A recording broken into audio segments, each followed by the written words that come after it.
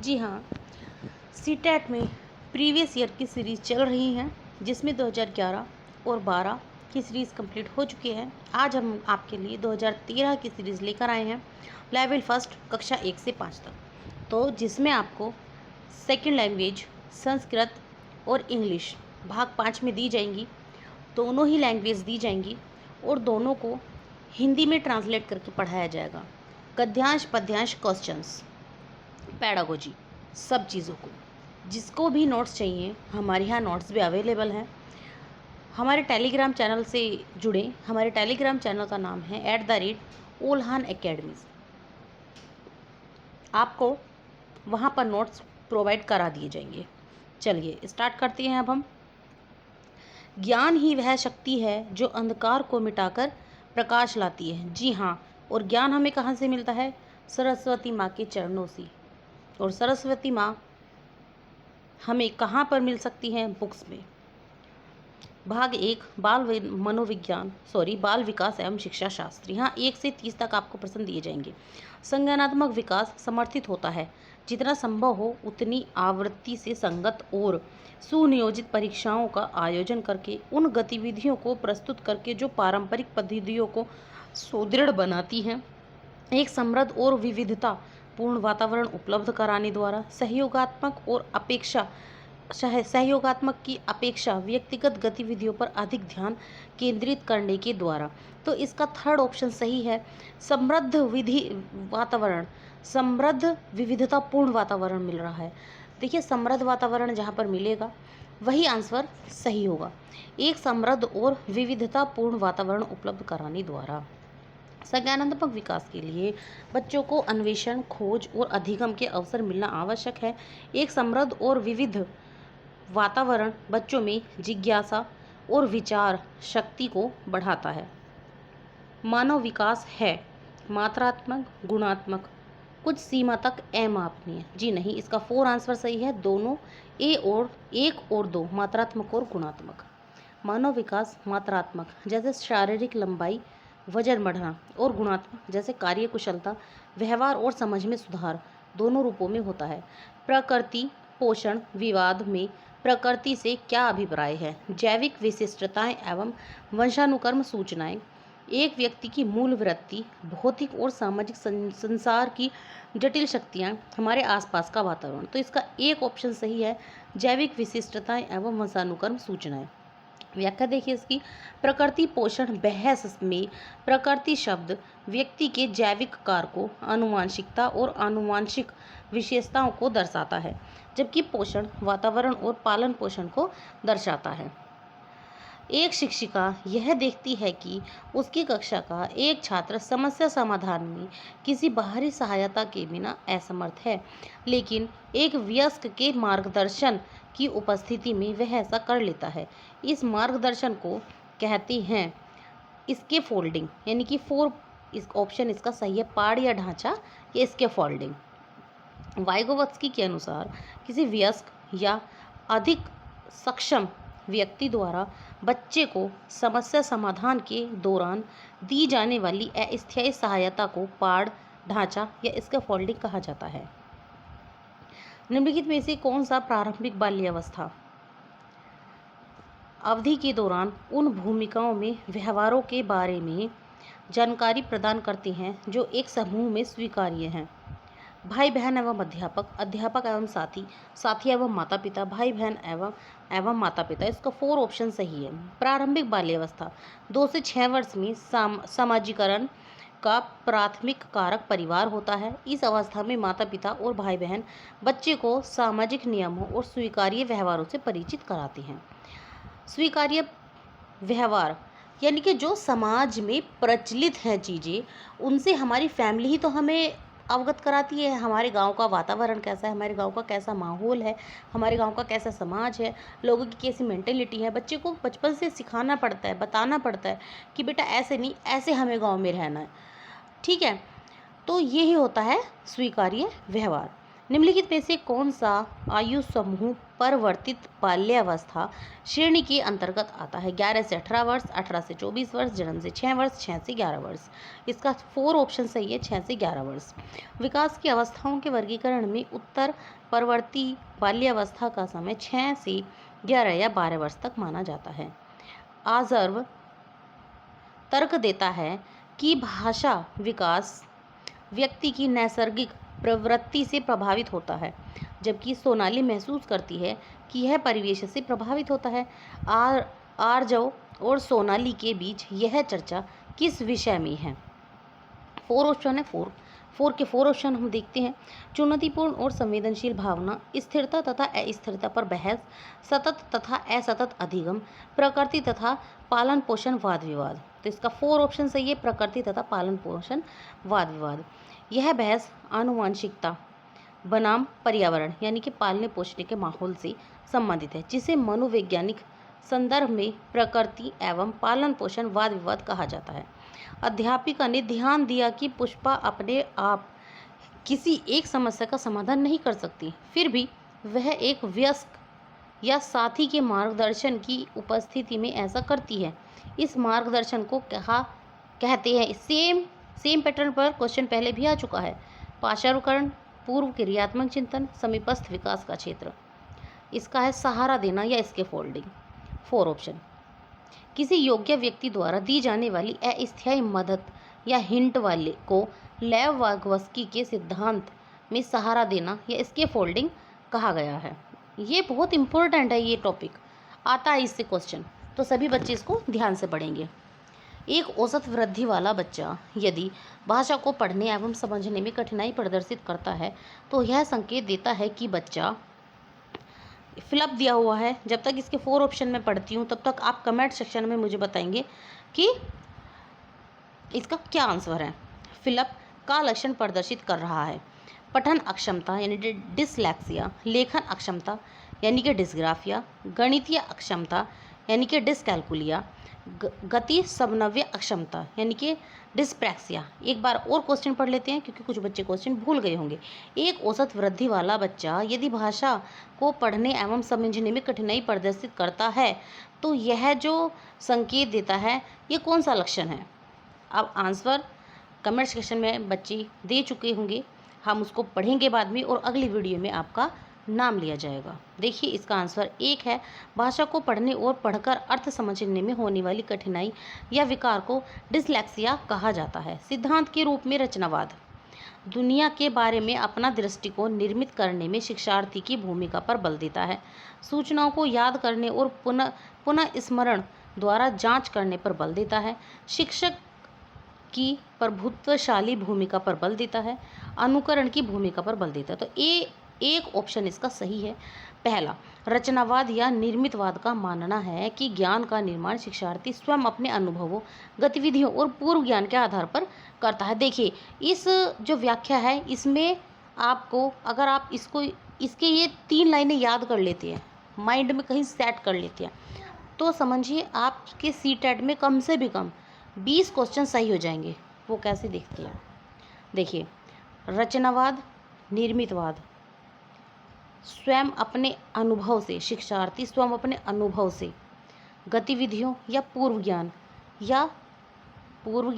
या बाहरी वातावरण, स्कूल के बाहर के वातावरण से, ये चीज़ अगर आप याद कर लेते हैं, जिस आंसर में ये चीज़ें आए वही आंसर सीटेट में सही होता है।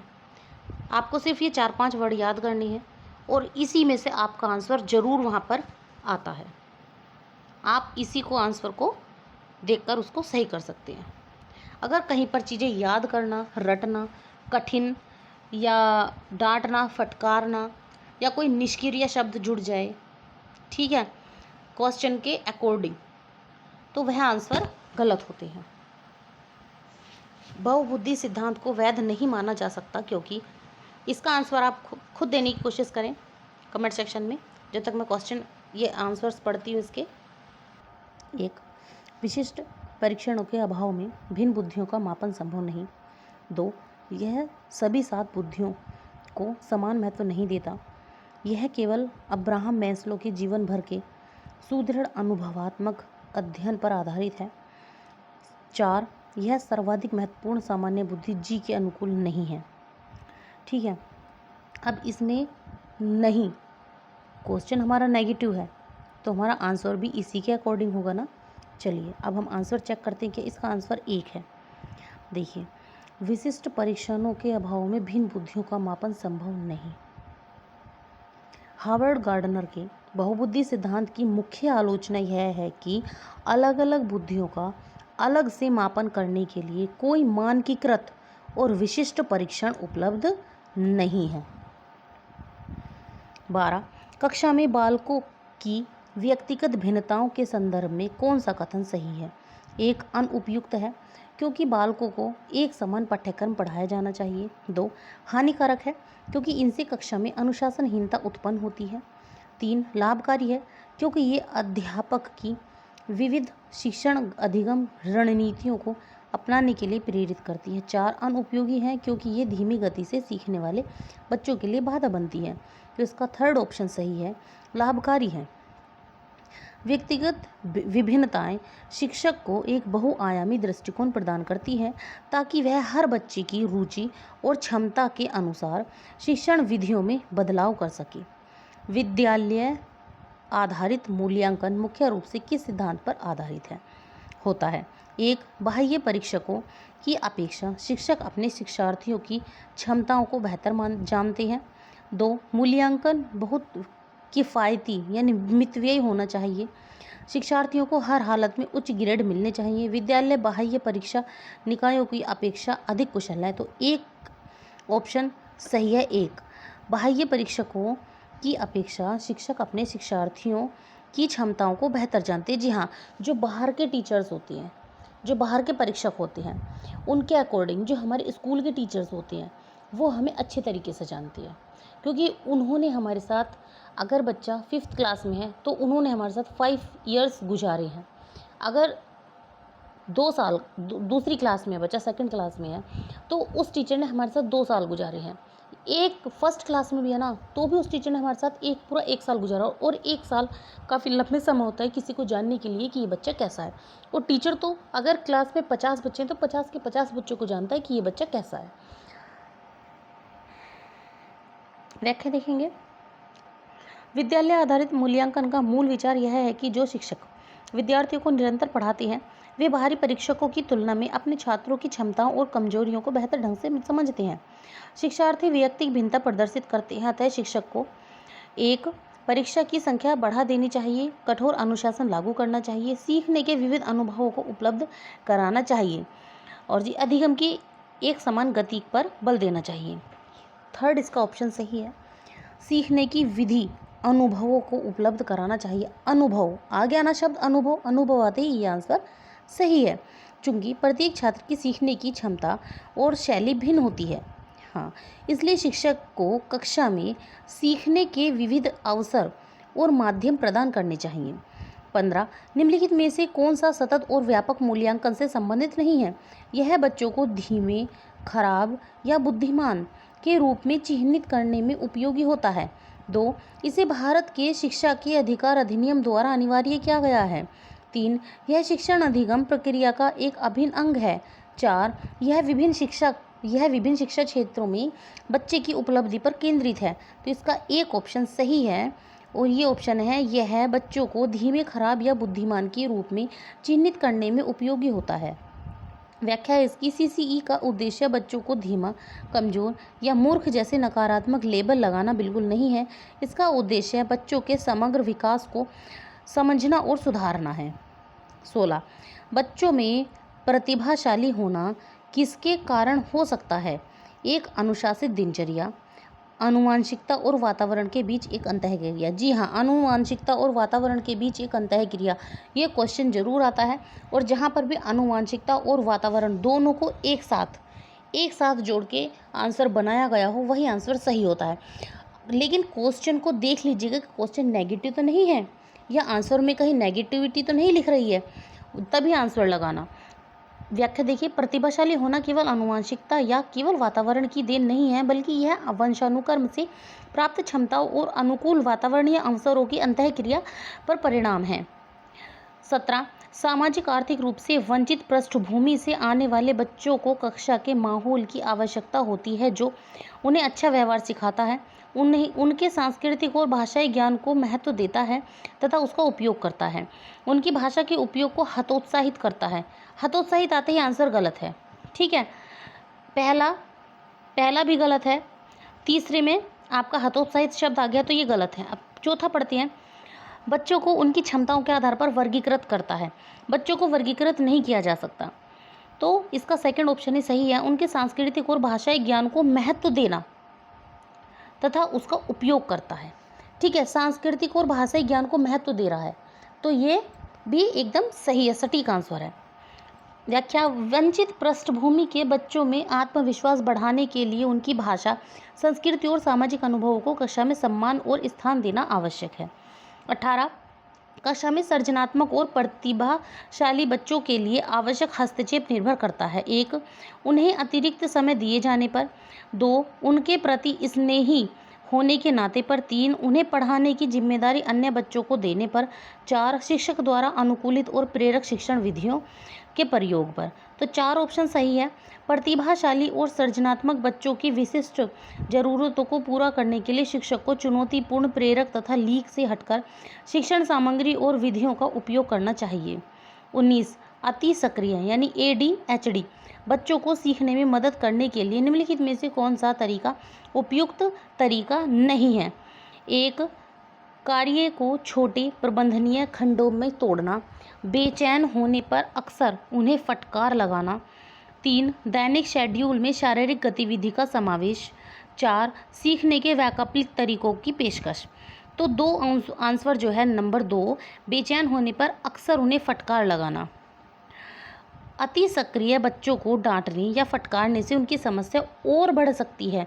उन्हें धैर्यपूर्वक छोटे छोटे कार्यों के माध्यम से सिखाया जाना चाहिए।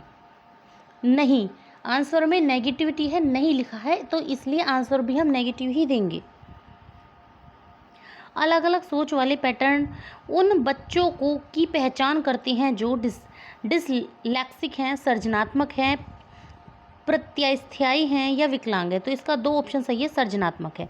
अपसारी या अलग अलग दिशाओं में सोचना सृजनात्मकता की प्रमुख पहचान है, जहां बच्चा एक समस्या के कई अलग अलग समाधान खोज पाता है।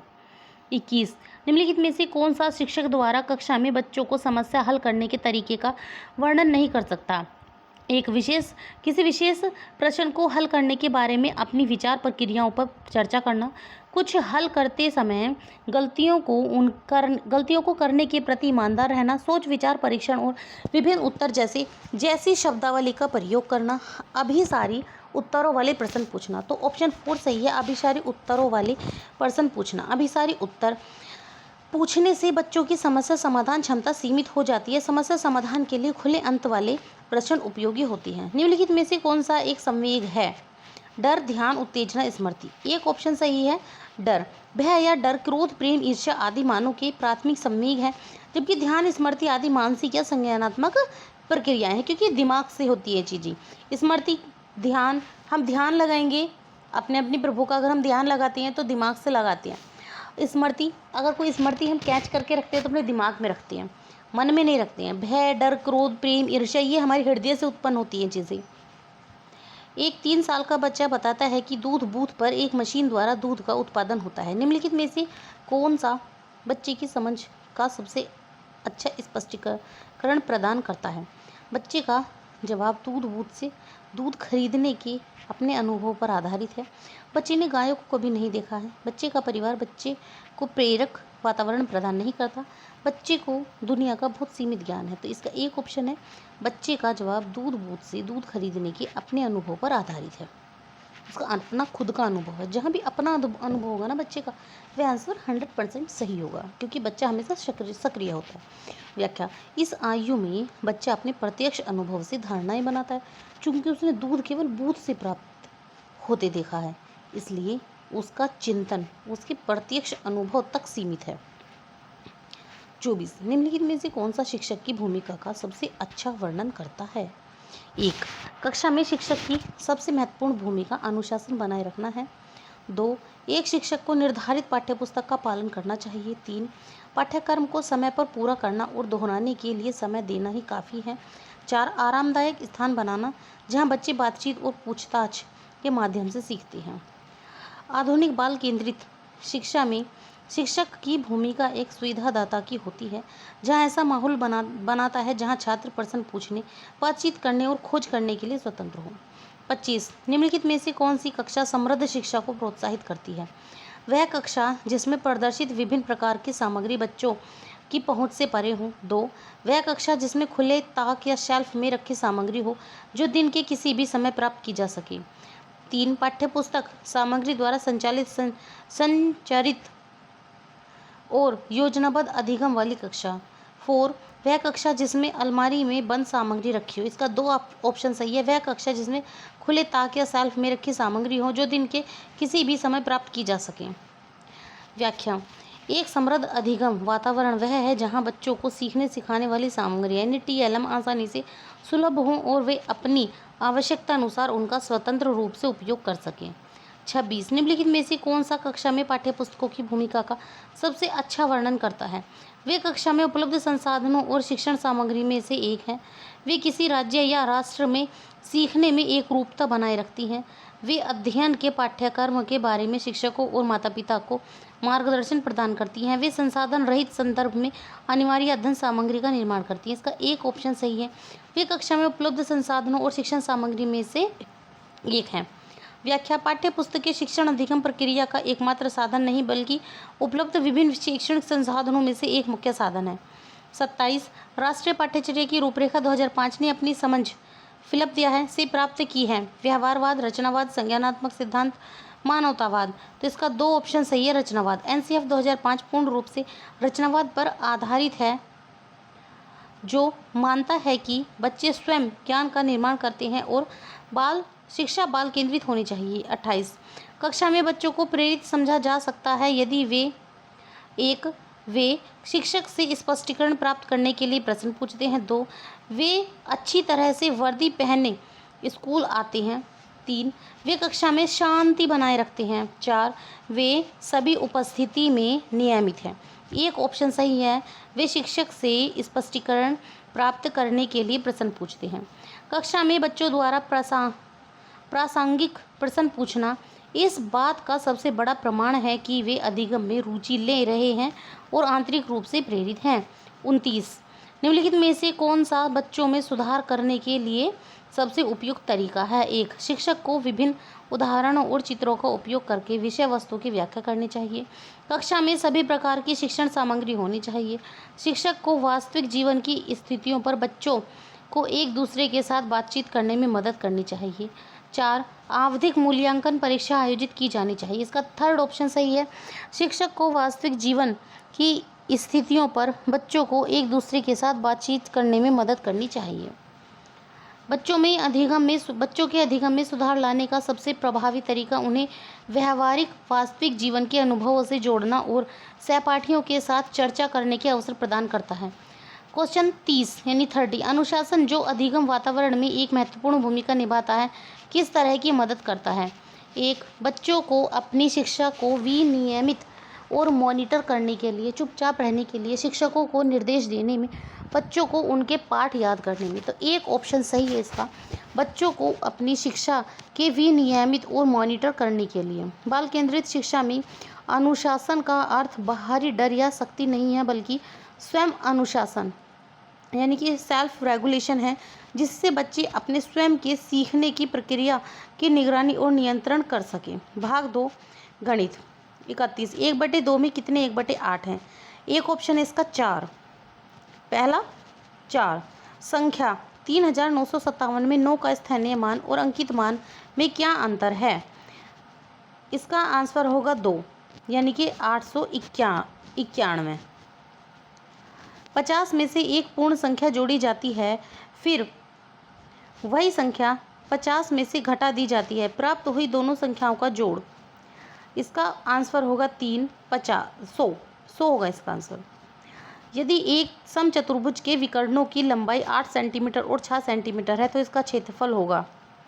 इसका आंसर 1 है 24 वर्ग सेंटीमीटर। भिन्न 3/4 2/3 5/6 1/2 में से सबसे बड़ी और सबसे छोटी भिन्न का अंतर है? 1/3 होगा, इसका आंसर 2 है। प्राथमिक स्तर पर गणित की पाठ्यपुस्तक की सबसे महत्वपूर्ण विशेषता निम्नलिखित में से कौन सी है? संकल्पनाओं को उच्च कक्षाओं से जोड़ा जाना चाहिए, संकल्पनाओं को जटिल से सरल रूप में प्रस्तुत किया जाना चाहिए। इसका 4 आंसर सही है। संकल्पनाओं को मूर्त से अमूर्त रूप में प्रस्तुत किया जाना चाहिए। छोटे बच्चे ठोस यानी मूर्त वस्तुओं के माध्यम से आसानी से सीखती हैं, इसलिए प्राथमिक स्तर पर गणितीय अवधारणाओं को मूर्त से अमूर्त की ओर प्रस्तुत करना चाहिए। 37 एक पासे के विपरीत फलकों की संख्याओं का योग हमेशा 7 होता है, निम्नलिखित में से कौन सा पासे का सही रूप होगा? एक ऑप्शन सही है, 1 के विपरीत 6, 2 के विपरीत 5, 3 के विपरीत 4। निम्नलिखित में से कौन सी प्राथमिक स्तर पर गणित शिक्षण की ज्यामितीय सोच की अवस्था नहीं है? वैन हिले के अनुसार इसका ऑप्शन 4 है, स्वयं सिद्धता या दृढ़ता। वैन हिले की ज्यामितीय चिंतन के स्तरों में दृढ़ता या स्वयं सिद्धता उच्च या कॉलेज स्तर से संबंधित है, प्राथमिक स्तर से नहीं। 10 मीटर = 10,000 मिलीमीटर। गुणनफल 102/101 में से क्या घटाया जाए कि 20,000 प्राप्त हो जाए? इसका आंसर होगा 502। प्राथमिक स्तर पर गणित की पहेलियां मदद करती हैं। 4 आंसर इसका समस्या समाधान के कौशलों को प्रोत्साहित करने में। देखिए, जहाँ पर प्रोत्साहन, प्रोत्साहित ये शब्द आता है वही आंसर सही होता है, अगर क्वेश्चन नेगेटिव नहीं है तो। गणित पहेलियां बच्चों में तार्किक सोच और समस्या समाधान कौशल का विकास करने में सहायता करती हैं। 42 एक आयत की लंबाई उसकी चौड़ाई की 2 गुनी है। यदि आयत का परिमाण 60 सेंटीमीटर है तो आयत का क्षेत्रफल क्या होगा? 200 वर्ग सेंटीमीटर। 4, 7 और 10 का सबसे छोटा सारगुणज और सबसे बड़ा सारगुणनखंड का योगफल है 141। गणित में त्रुटियां का महत्वपूर्ण भूमिका निभाती है, यह कथन। इसका आंसर 2 सही है। सत्य है, जो गणित की त्रुटियां हैं वह एक महत्वपूर्ण भूमिका निभाती है, सत्य है, क्योंकि ये विचार की अंतर्दृष्टि देती हैं और यह समझने में मदद करती हैं कि बच्चे गणित की अवधारणाओं का निर्माण कैसे करते हैं। NCF 2005 के अनुसार त्रुटियां सीखने की प्रक्रिया का एक स्वाभाविक हिस्सा है। वे शिक्षकों को यह समझने में मदद करती हैं कि छात्र अवधारणा को कैसे समझ रहे हैं। एक संतरे का मूल्य 2 यानी कि 2.5 रुपये है, यानी कि 2.50 पैसे, 2 रुपये 50 पैसे। 3.5 दर्जन संतरों का मूल्य क्या होगा? इसका आंसर 2 होगा, 105 रुपये। 11 इकाई प्लस 11 दहाई प्लस 11 सैकड़ा बराबर हैं। इसका आंसर 2 है, 12-21। NCF 2005 के अनुसार प्राथमिक स्तर पर गणित शिक्षण का मुख्य उद्देश्य कौन सा नहीं है? आंसर 4 होगा, गणित की उच्चतर और अमूर्त पढ़ाई की तैयारी कराना। ये नहीं, प्राथमिक स्तर पर गणित की उच्च पढ़ाई थोड़ी ना करी जाएगी, उच्चतर पढ़ाई या अमूर्त। वहाँ पर तो छोटी छोटी चीज़ें बढ़ाई जाती हैं, जैसे कि गणित को बच्चे के जीवन के अनुभवों का भाग बनाना, समस्या समाधान और समस्या प्रस्तुत करने के कौशल को बढ़ावा देना, तार्किक सोच को बढ़ावा देना। प्राथमिक स्तर पर गणित का मुख्य उद्देश्य बच्चों में तार्किक सोच और व्यावहारिक जीवन में गणित के प्रयोग को बढ़ाना है, न कि उन्हें केवल उच्चतर अमूर्त पढ़ाई के लिए तैयार करना। 48 500 सेंटीमीटर 50 मीटर 5 किलोमीटर बराबर हैं। Option 2 50-55 metre. 6/5 में कितने 1/10 हैं? इसका ऑप्शन 1 है 12। संख्या 100 के सभी गुणजों का यानी फैक्टर्स का योग क्या होगा? 1 217। एक रेलगाड़ी हैदराबाद से शुक्रवार को समय 13:15 पर चली और शनिवार को बेंगलोर समय 7:30 पर पहुंची। यात्रा में लगा कुल समय था 18 घंटे 15 मिनट। कक्षा में गणितीय भाषा को विकसित करने के लिए अंतर्निहित क्रम है, तो इसका आपका आंसर पहला सही है। रोजमर्रा की भाषा एरो, गणितीय स्थिति की भाषा राइट एरो, गणितीय समस्या समाधान की भाषा राइट एरो, प्रतीकात्मक भाषा। 53 यदि किसी वर्गाकार आकृति की भुजा को दुगुना कर दिया जाए तो उसका परिमाप कितना हो जाएगा? आंसर 1 2 गुना। गणित में अभिकल्पनात्मक दक्षता को बढ़ाया जा सकता है कक्षा में अभ्यास हेतु क्रियाशील गतिविधियों का आयोजन करके। 55 एक ठोस घनाभ की लंबाई चौड़ाई और ऊंचाई क्रम से 8 सेंटीमीटर 6 सेंटीमीटर और 4 सेंटीमीटर है। इसका संपूर्ण पृष्ठीय क्षेत्रफल होगा इसका एक आंसर है 208 वर्ग सेंटीमीटर। कक्षा थर्ड के विद्यार्थियों की संख्या पद्धति पढ़ाने का उद्देश्य है। इसका एक ऑप्शन है आंसर संख्याओं को सैकड़ा, दहाई और इकाइयों के समूह के रूप में देखना और स्थायी मानों की सार्थकता को समझना। 3/4 में कितने 1/12 हैं? 1। इसका आंसर 9 है, यानी कि पहला आंसर 9। आकृतियों के निम्नलिखित पहलुओं में से किसका प्राथमिक स्तर पर कोई संबंध नहीं है? नेगेटिव है, याद रखिएगा। कोण। 2 ऑप्शन इसका सही है। प्राथमिक स्तर पर कक्षा 1 से 5 में औपचारिक कोण और उनके मापन का विस्तृत अध्ययन शामिल नहीं है। पैटर्न, सममिति और चौपड़ प्राथमिक पाठ्यक्रम के मुख्य भाग हैं। क्वेश्चन है 59। 30 30 30 डिवाइड 3 का भागफल क्या होगा? भाग देना है 3 से। इसका आंसर 1 है।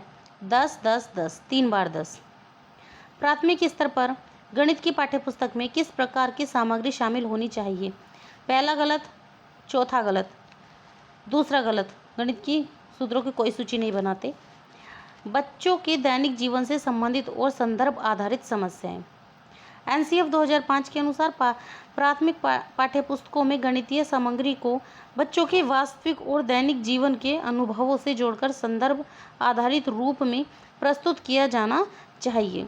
तो देखिए, अब हम आपके 2 पार्ट कंप्लीट कर चुके हैं, एक बाल विकास का और एक गणित का, जिसमें हमने आपको पेडागोजी पढ़ाई है उसकी, गणित की, और कुछ मैथमेटिक्स के क्वेश्चंस हैं।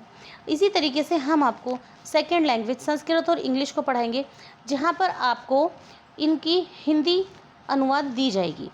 नोट्स भी अवेलेबल हैं। आप हमारे टेलीग्राम चैनल को ज्वाइन करें। हमारे टेलीग्राम चैनल का नाम है @ओल्हान अकेडमी, जहाँ पर आपको नोट्स PDF के रूप में दिए जाएंगे। और इसके आगे पार्ट रह चुके हैं 3rd और 4, जहाँ इसमें आपको EVS का पार्ट मिलेगा और आपको हिंदी का पार्ट मिलेगा। फिर आपका आता है भाग 5।